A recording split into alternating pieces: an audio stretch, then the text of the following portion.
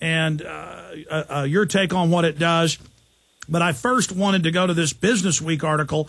FDIC wants pension funds to prop up failed banks. And, in fact, this isn't the Bloomberg. This is the Raw story. I want the Bloomberg or Business Week. I want to show people that one. This is basically the same article. I mean, here's a link to the Bloomberg News, because I wanted to read the actual quotes where they're ordering, with this color of law, kind of like they ordered the banks to take the bailout, wink, wink, to invest public and private pension funds, quote, in failed banks. Catherine Austin Fitz, what is all that about?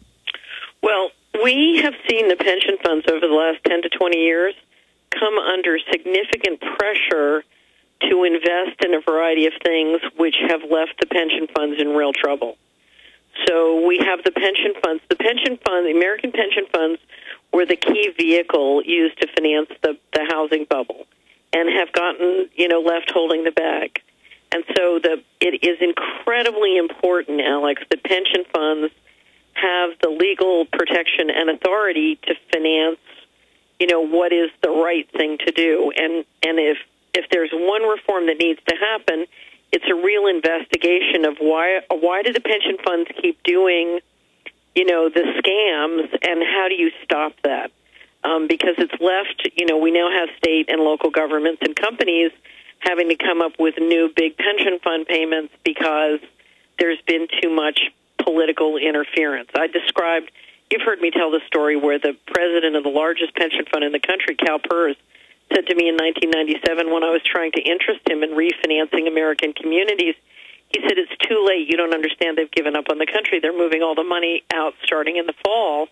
And my question is, well, who's they, and how can they order you as a pension fund board to just, do things with your money? And the reality is, if CalPERS had invested in the fundamental infrastructure and well-being of American communities and the American infrastructure, they would have lost a lot less money. Instead of losing it on the pump and dump. And we would have an infrastructure and a nation, but this is predatory. And right. Again, you were there at the top of the pyramid watching this happen, trying to stop it on record. Right. Even at the time. So to be right. clear, we have the head NASA climatologist, we have the UN, we have all these world leaders, Bill Gates saying they want to destroy industrial society, so they get you in debt, get your local governments, pension funds, police, right. fire, you name it, to invest. They move it all offshore. Right. Then the country implodes, and then they come in with even more debt. Right. And then they take over health care. Then they run your life. Go ahead. Right. So then they say your pension funds have lost all this money. Now, what's the FDIC up to?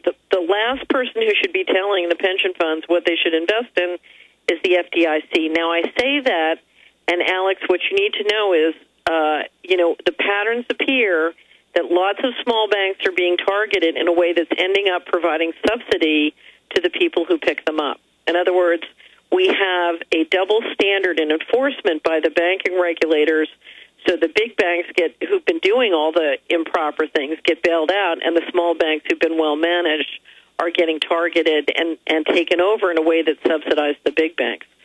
So you have to be careful behind here, that we don't see the FDIC driving the small banks into pension funds in a way that is part of an economic warfare game. And my fear is, the next thing you see state and local government pension funds financing someone like Soros, or the big hedge fund operators picking up these small banks for cheap. Absolutely. So that's why I brought this article up first. And I want you to spend some more time on this before we get into some other right. related issues, because here they are in Business Week, in Bloomberg, saying, and Obama's people are now out there pushing this, that, we're going to just take your pension funds wholesale to protect them. And then, of course, they'll invest those into derivatives again. Then they'll take a large portion of it down the road, get people more dependent on government. Well, we did take most of it, but, you got to stick with us or you won't get any of it. It's this right. scam artist trap. Here's the question. Should capital be allocated according to, one, the preferences of the people who are either responsible, own it, or control it? Two, according to economic performance, i.e., what's the best investment? Or three, should it be channeled according to government dictates to a few small investors that allow them to control and own everything? Well, let me stop you again. Exactly. It sounds good that in the banking bill, the government is now officially in the banking business. Slipped into it was a student loan legislation where the government will now be the person loaning, but really it'll be the government directing you to specific top 3 or 4 banks. So this is a vertical integration. And I want to be clear here for new listeners.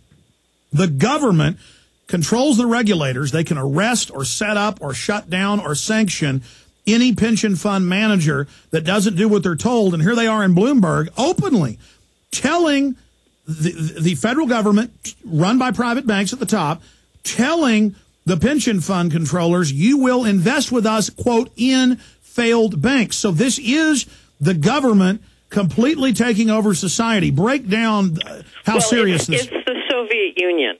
But here's what you've got. Let's say your neighbor, Alex, is an insider, and you are an outsider, and your insider neighborhood plays ball with the government, and the government says, you know something, you can finance your car for 0%, which is what hedge fund operators have been doing. They've been on the carry trade. They've been borrowing for 0 to 1%. And your neighbor can finance his car with 0% financing. He can finance his mortgage with 0% financing. And we're going to provide equity financing to his business for 2%. Meantime, you have to pay 5% for your car financing, 6% for your mortgage financing, and by the way, you can't get equity for your business, but you can borrow at the bank for 12% if you can get somebody to guarantee you.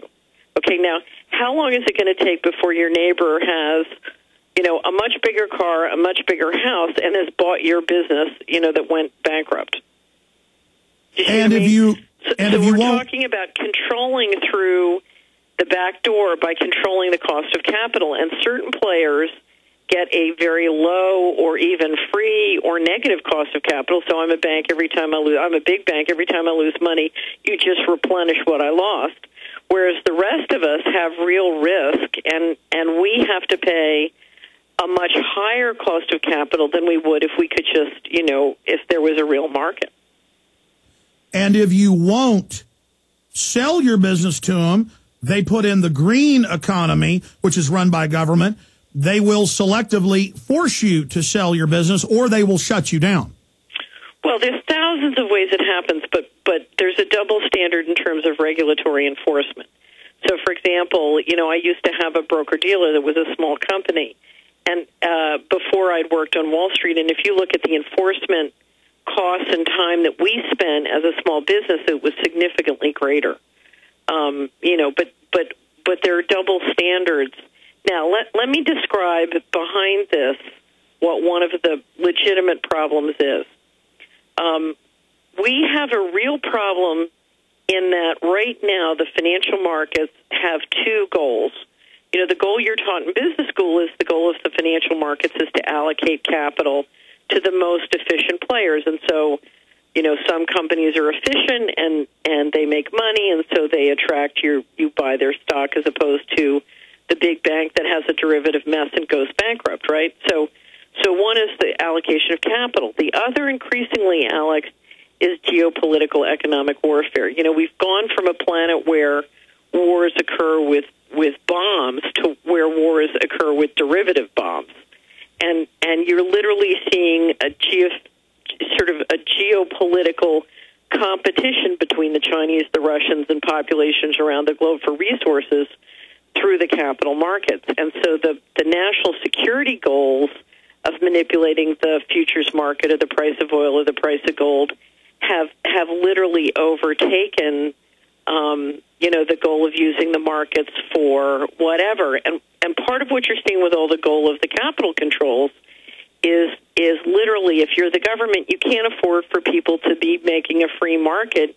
You need you need the 20 mules to go in this direction because that's what you need to manage the Chinese. And so you have this incredible desire for control, including for a legitimate reason. And let me tell you what the problem is. You and I have talked many times about the red button problem, which is everybody in America. Right now, we are all the beneficiary of this geopolitical effort. So tomorrow, if the geopolitics stopped and America stopped playing to win